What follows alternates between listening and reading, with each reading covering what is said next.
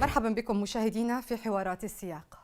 في روسيا عقد رئيس دولة الإمارات العربية المتحدة الشيخ محمد بن زايد آل نهيان جلسة مباحثات مع الرئيس فلاديمير بوتين تناولت العلاقات الثنائية وآخر التطورات الإقليمية والدولية.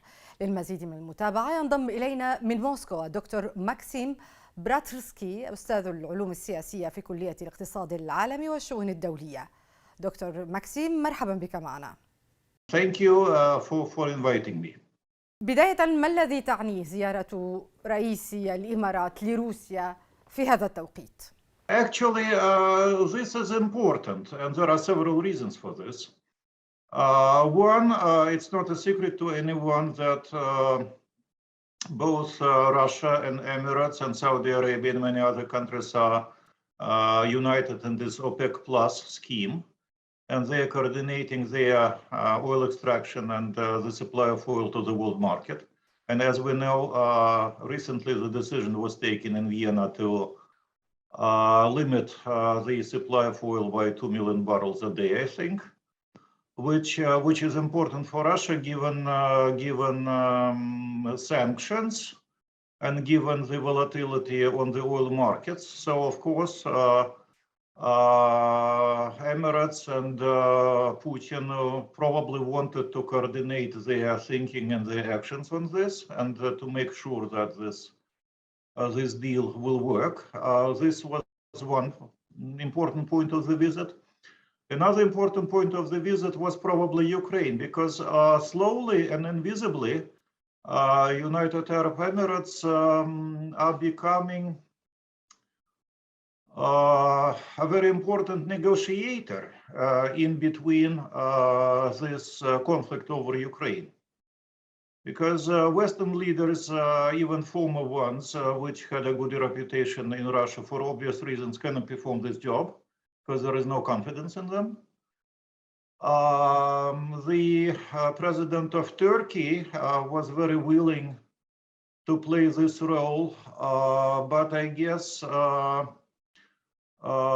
the Middle Eastern initiative, which already worked with the exchange of prisoners of war, is gaining in importance, and I won't be surprised if United Arab Emirates, together probably with Saudi Arabia as its partner, will be playing an increasing role in talking about this conflict, because there is a growing feeling that some dialogue should start. Probably it is the beginning of it. بالحديث عن الوساطة، ما الذي يمكن أن تقدمه موسكو في هذه المرحلة؟ هل تغير شيء في موقفها؟ In what sense? If we recall how it all started, it started not in February, because in February the military operation started, but the crisis started early. It was late November, December, when Russia published a memorandum addressed to NATO and to the United West with a demand to implement their promises, and to remove their military infrastructure from the vicinity of Russian borders, which they had promised initially in the 1990s. They refused and continued to arm Ukraine, and after that the conflict started. To what extent the Russian position has changed? Strategically, I haven't heard of anything new. Russia and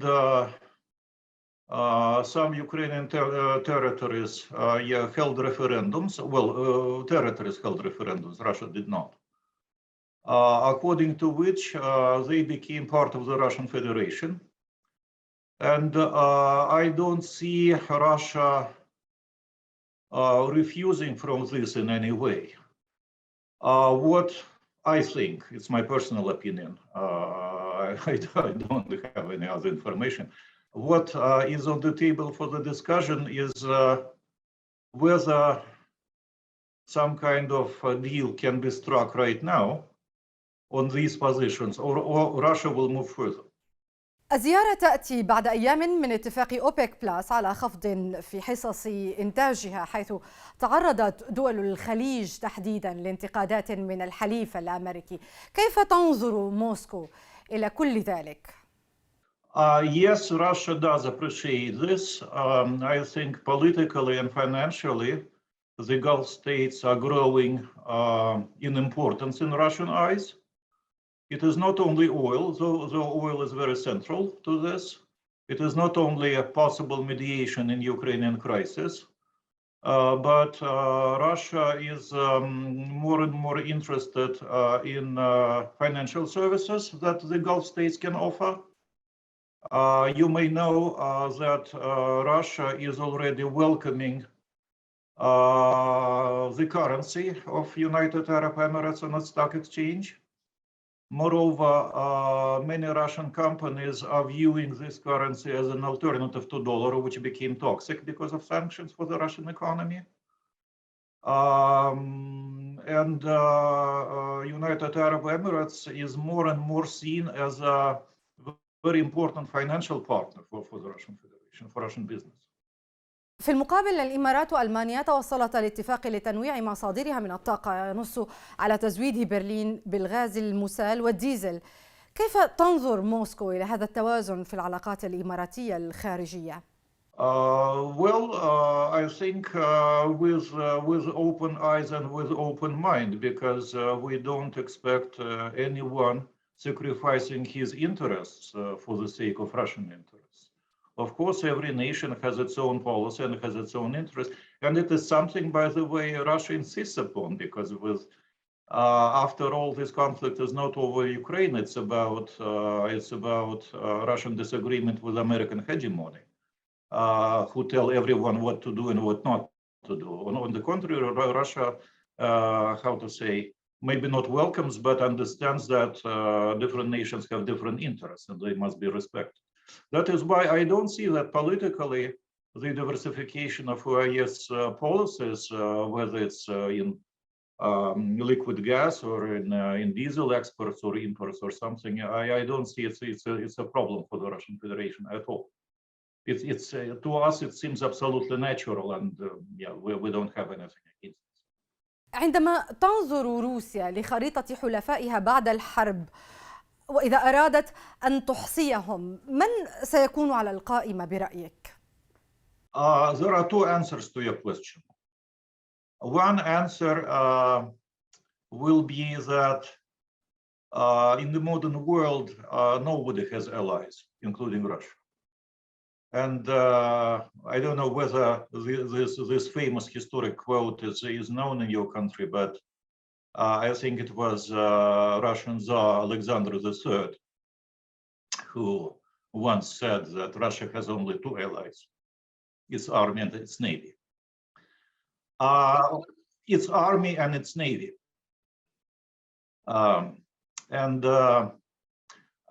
If we look at whom Russia is willing to deal with, who is open for cooperation, it is 3/4 of the world. It's practically everyone, excluding NATO countries, plus Japan, plus Australia. All others are welcome.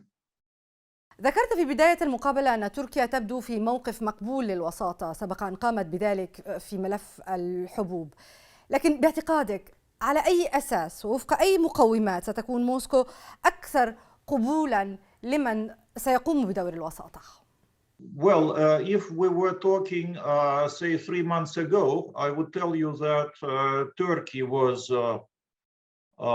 looking like a possible mediator. Today, I would say that probably the Emirates plus Saudi Arabia, are growing in importance as possible mediators. يقول محللون إن المفاوضات الحقيقية لإنهاء الحرب يجب أن تتم بين الولايات المتحدة وروسيا. هل تتفق مع هذا الطرح؟ Yes, it is true. Many serious people here in Moscow would agree with you, because from the Moscow's point of view, Ukrainian regime is not sovereign. They are not independent. They are doing what they are told to. European Union has recently lost a significant part of its sovereignty as well to the United States. And from the Moscow's point of view, the country who really pulls the strings of this conflict is the United States. It is only in their power to continue or to stop it. أعذرني، يجب أن نستفسر منك حول حديثك عن الدول الأوروبية التي فقدت جزءا من سيادتها مؤخرا. هل لك أن تشرح هنا؟ United States left them without cheap energy. Now they have to increase their costs, and they will be losing in industrial competition to the United States and to China because their costs are higher. Because the United States would not allow them to import cheap Russian gas and cheap Russian energy. That's first thing. Second thing, absolutely not all of the European countries were willing to participate indirectly in this conflict by arming Ukraine, but they were made to. مكسيم براترسكي، شكرا جزيلا لك للمشاركة معنا في حوارات السياق. Thank you. It was nice to see you. مشاهدينا، شكرا على طيب المتابعة. إلى الملتقى.